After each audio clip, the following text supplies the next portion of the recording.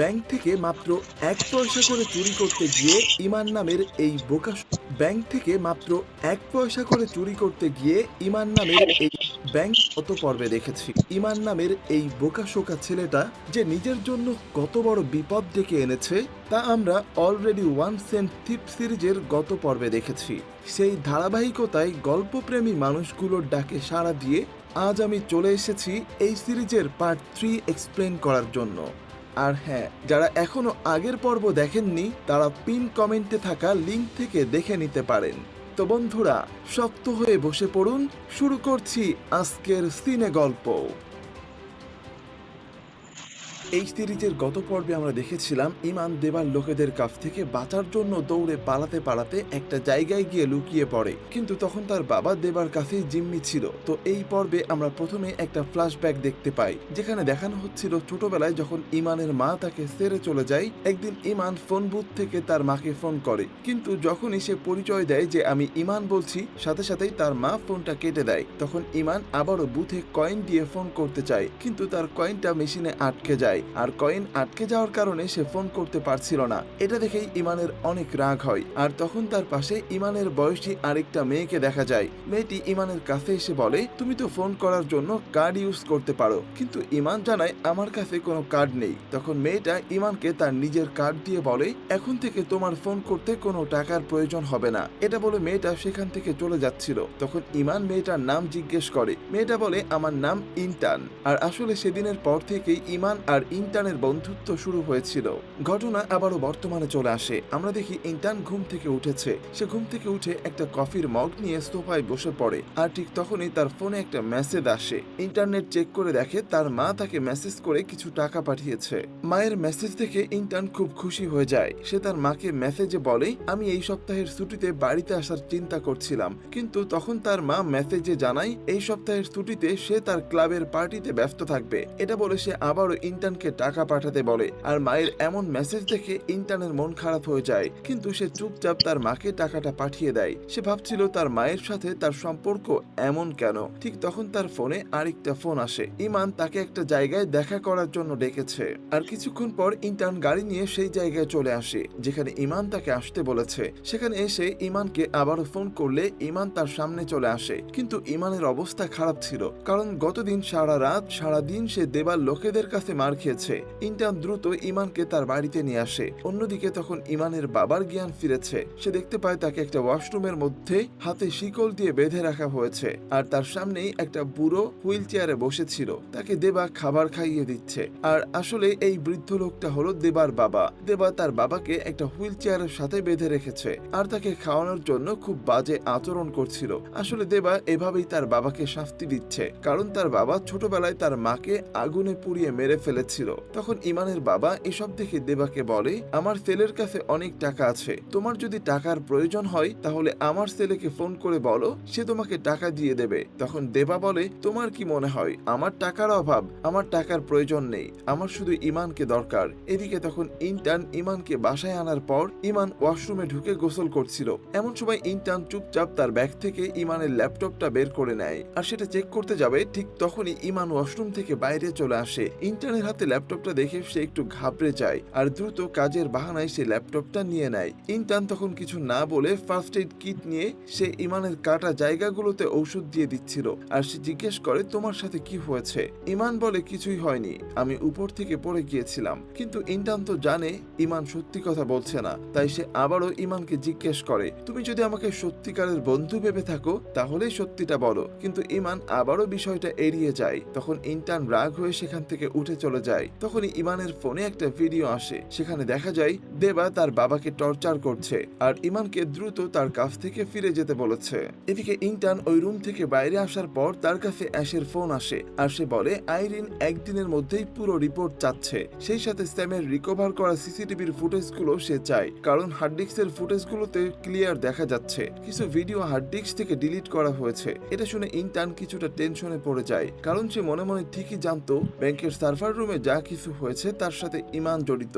আর ইন্টান যখন ফোনে কথা বলছিল তখন পেছন থেকে ইমান তাকে কিছু না বলেই চুপচাপ বের হয়ে যায়। ইন্টানের বাড়ি থেকে বের হয়ে ইমান সোজা দেবার আস্তানার দিকে চলে আসে, কিন্তু আস্তানায় ঢোকার কিছুক্ষণ আগে সে কাদাক নামের একজনকে ফোন করে। আসলে এই কাদাক একজন ড্রাগ ডিলার ছিল আর ইমান তার কাছে সাহায্য চাইতে এসেছে। কিছুক্ষণ পর ইমান আর কাদাক গাড়িতে করে যাচ্ছিল, তখন ইমান তাকে দেবার পাঠানো ভিডিওটা দেখায় আর বলে আমাকে এমন কারো কাছে নিয়ে চলো যে কিনা আমাকে এই ব্যাপারে সাহায্য করতে পারবে। কিন্তু আসলে দেবা এই এলাকায় বেশ ক্ষমতাশীল ছিল, তাই কাদাক তখন ইমানকে বলে আমি তোমাকে এখনো সাহায্য করতে পারবো না, তুমি আমার গাড়ি থেকে এখনই নেমে যাও। কিন্তু ইমান তারপরেও বারবার তাকে সাহায্যের জন্য বলতে থাকে।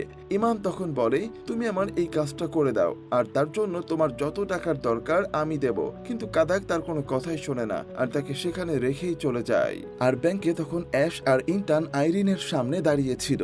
আইরিন সিসিটিভির ফুটেজগুলো দেখছিল আর সব দেখার পর সে জিজ্ঞেস করে সিসিটিভি থেকে কি এই ফুটেজগুলো রিকভার হয়েছিল? তখন অ্যাশ বলে আমাদের কাছে শুধু এই ফুটেজগুলোই আছে, বাকি ফুটেজগুলো সব নষ্ট হয়ে গেছে। আর যতটুকু ফুটেজ আমরা রিকভার করতে পেরেছি তাতে দেখা যাচ্ছে ব্যাংকের সব তাদের নিজেদের জায়গায় ছিল। আইরিন তখন বলে আমার মনে হয় না আমাদের ব্যাংকের কেউ এমন কিছু করেছে। তখন অ্যাশ আবারও বলে আমাদের কাছে যতটুকু প্রমাণ আছে তাতে সেটাই মনে হচ্ছে যে আমাদের ব্যাংকের কেউ জড়িত না, কিন্তু আমি ইনভেস্টিগেশন চালিয়ে যেতে চাই আর হয়তো আমরা একসময় চোরকে ধরে ফেলবো। আইরিনের কেবিন থেকে বের হওয়ার পর ইন্টার্ন অ্যাশকে জিজ্ঞেস করে তুমি আইরিনকে বাকি ফুটেজগুলোর ব্যাপারে কিছু বললে না কেন? তখন অ্যাশ বলে আমি জানি তুমি কিছু ফুটেজ ডিলিট করেছো আর আমি এটাও জানি তুমি কিছু একটা লুকাচ্ছ, কিন্তু আমি তোমাকে ফাঁসাতে চাই না। অন্যদিকে কোনো সাহায্য না পেয়ে ইমান একাই দেবার আস্তানায় চলে আসে। ইমান দূর থেকে দেখে দেবার লোকেরা সামনে দাঁড়িয়ে পাহারা দিচ্ছে। ঠিক তখনই একটা গাড়ি খুব দ্রুত সেখানে এসে দাঁড়ায় আর সেখান থেকে একজন বৃদ্ধ জানালা দিয়ে দেবার লোকেদের উপর গুলি করে।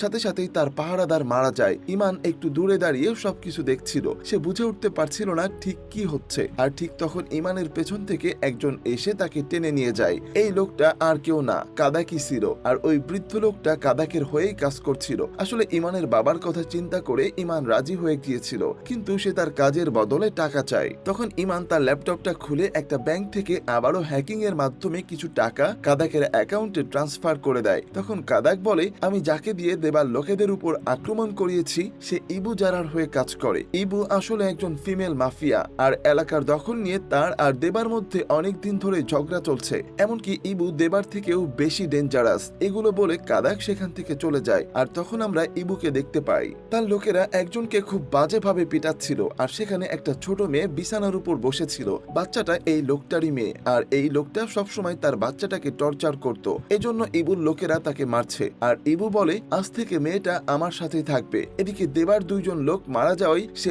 অনেক রেগে যায় আর তখন সে তার বাকি লোকদেরকে বলে যেভাবেই হোক ইমানকে ধরে নিয়ে আসো। আসলে ইমানকে দিয়ে দেবার উদ্দেশ্য ছিল সে ইমানের হ্যাকিং স্কিল দিয়ে ইবুর ব্যাংক অ্যাকাউন্ট ফাঁকা করে দেবে, যাতে করে সব টাকা শেষ হয়ে গেলে ইবু আর দেবার সাথে ব্যবসায় কম্পিটিশন করতে পারবে না। অন্যদিকে তখন কাদাক ইমানকে ইবুর সাথে দেখা করাতে নিয়ে যাচ্ছিল, কিন্তু সেখানে যাওয়ার আগে কাদাক বারবার ইমানকে বোঝাচ্ছিল এবার সামনে গিয়ে যেন ইমান তার সাথে ভদ্রভাবে কথা বলে আর সে ঠিক যতটুকু জিজ্ঞেস করবে ঠিক যেন ততটুকুই উত্তর দেয়। কিছুক্ষণ পর সেখানে একটা কালো গাড়ি চলে আসে আর এই গাড়ির ভেতরেই ছিল ইবু। ভিতরে ঢোকার পর ইমান ইবুকে তার হ্যাকিং স্কিলের ব্যাপারে সবকিছু খুলে বলে আর সেই সাথে এটাও বলে যে কিভাবে দেবা তার বাবাকে তুলে নিয়ে গেছে, তাই তার বাবাকে ফিরিয়ে আনতে হলে ইমানের এখন ইবুর সাহায্য দরকার আর এটার জন্য সে যে কোনো অ্যামাউন্ট পে করতে রাজি আছে। কিন্তু ইবু তখন বলে আমি যদি তোমার জায়গায় থাকতাম তাহলে আমি এতক্ষণ বিশ্বাস করতাম যে আমার বাবা মারা গেছে আর এখান থেকে নিজের জীবন বাঁচাতে অনেক দূরে পালিয়ে যেতাম। এটা বলে ইবু ইমান আর কাদাককে গাড়ি থেকে নেমে যেতে বলে। আসলে সে ইমানকে সাহায্য করতে চায় না আর গাড়ি থেকে নামার পর কাদাক ও তখন ইমানকে একা রেখে সেখান থেকে চলে যায়, কারণ এখন কাদাক ও আর ইমানের কোনো হেল্প করতে পারবে না। পরের দৃশ্যে দেখা যায় ইন্টার্ন আবার ইমানকে ফোন করেছিল, কিন্তু ইমান ফোন ধরছে না। তখন ইন্টার্ন অ্যাশের বাড়িতে চলে আসে আর সেখানে এসে ইন্টার্ন তার ল্যাপটপ ওপেন করে অ্যাশকে সেই সবগুলো ফুটেজ দেখায় যেগুলো সে হার্ড ডিস্ক থেকে সরিয়ে নিজের ল্যাপটপে রেখেছিল। আর ফুটেজে পরিষ্কারভাবে দেখা যাচ্ছিল ইমান ওয়াশরুম থেকে বের হয়ে তার কাউন্টারের দিকে যাচ্ছে। এটা দেখে অ্যাশ তখন বলে আমি আগেই বুঝতে পেরেছিলাম তুমি কিছু একটা লুকাচ্ছ, কিন্তু কেন? তখন ইন্টার্ন বলে আসলে ইমান হ্যাকিং এ এক্সপার্ট, এমনকি আমাদের ব্যাংকের সার্ভারটাকে সেই ডিজিটাল কারমার ভাইরাসের হাত থেকে বাঁচিয়েছিল। আর আমার মনে হয় সার্ভার রুমে যা কিছু হয়েছে তার পিছনে কোনো না কোনো ভাবে ইমান জড়িত, এজন্য আমি চাইনি এটা পুলিশের হাত পর্যন্ত পৌঁছাক। ইন্টার্নের কথা শুনে তখন অ্যাশ বলে বলে, ভয়ের কিছু নেই, তুমি একা না যে এটা লুকিয়েছো, আমিও কিছু ফুটেজ নিজের কাছে রেখেছি। এটা বলে অ্যাশ তার নিজের ল্যাপটপটা নিয়ে আসে, আর সেখানে ইন্টার্নকে দেখা যায় যে সেও আইরিনের একটা ফুটেজ সরিয়ে নিজের কাছে রেখেছে। আসলে এটা ছিল ওই দিনের ফুটেজ যেদিন রেজার মৃত্যুর খবরে ব্যাংকে পুলিশ এসেছিল, আর পুলিশ আসার আগে আইরিন নিজে গিয়ে রেজার পিসিতে কিছু একটা করেছে। তার মানে রেজার মৃত্যুর ব্যাপারে নিশ্চয়ই আইরিন কিছু একটা জানতো, অথবা এমন কিছু রেজার কম্পিউটারে ছিল যেটা আইরিন চায়নি কারো সামনে আসুক। আর এই ফুটেজটা দেখার পর ইন্টার্ন অ্যাশকে বলে, তাহলে কি সত্যি রেজার হত্যার পিছনে আইরিনের কোনো হাত আছে? ঠিক সেই সময় অন্যদিকে কাদাক তার আস্তানায় জুয়া খেলছিল, কিন্তু সে একের পর এক বাজি হারছিল। তাই বিরক্ত হয়ে রেগে গিয়ে ইমানকে মারতে থাকে আর বলে, তোমাকে আর কতবার বলবো, আমি তোমাকে কোনোভাবেই সাহায্য করতে পারবো না। তখন ইমান বলে, ঠিক আছে, যদি তুমি বারবার চেষ্টা করেও আমাকে সাহায্য করতে না পারো, সেটাতে তো তোমার